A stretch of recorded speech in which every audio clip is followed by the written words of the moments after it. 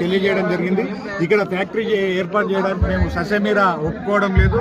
ఇప్పటికే ఉన్న ఫ్యాక్టరీని ఎత్తేయాలని చెప్పేసి ఉద్యమాలు చేస్తున్న టైంలో కొత్త ఫ్యాక్టరీని పెట్టడం ప్రభుత్వ మొండి వైఖరికి నిదర్శనంగా ఏర్పడుతుంది.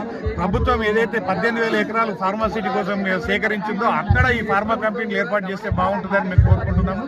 దీనివల్ల ఈ బిక్నూర్ మండలంలోని కాచాపూర్ మిగతా 18 గ్రామాల ప్రజలు చెరువులో నీళ్లు కలుషితం జరుగుతుంది, అదేవిధంగా వాయు కలుషితం జరుగుతుంది. ఇంతకుముందు ఏదైతే ఇక్కడ నుంచి ఇప్పుడు ఫ్యూజన్ కంపెనీ ఏర్పాటు చేసే కంపెనీ నుండి ఒక 300-500 మీటర్ల దూరంలో ఉన్న ఎంఎస్ఎన్ కంపెనీ ద్వారా కాచాపూర్ గ్రామంలో చెరువులో నీరు కలుషితం జరిగి దాదాపు 10 లక్షల రూపాయల విలువ కలిగిన చేపలు చనిపోవడం జరిగింది. దానికి ఎంఎస్ఎన్ కంపెనీ 6.5 లక్షల రూపాయల నష్టపరిహారం కూడా గ్రామస్తులకు చెల్లించడం జరిగింది. కాబట్టి ఆల్రెడీ ఇక్కడ జరుగుతుంది, నష్టం జరుగుతుంది. కాబట్టి మళ్ళీ ఇంకో కొత్త కంపెనీ ఏర్పాటు చేయొద్దని చెప్పేసి మేము డిమాండ్ చేస్తున్నాము.